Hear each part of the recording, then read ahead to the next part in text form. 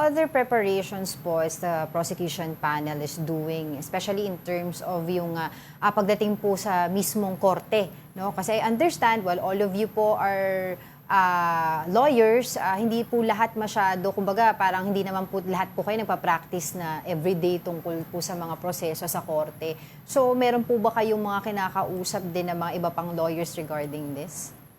Well, diyan po papasok yung kahalagahan po ng private prosecutors, no? So, tumutulong din po sila doon sa paghahanda para sa kaso.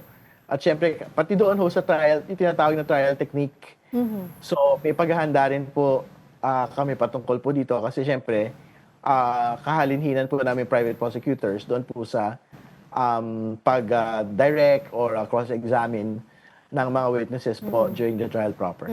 And how significant is the role of Congressman Chel Jokno here, no? Knowing na siya po ay bihasa po sa mga ganitong klaseng proseso?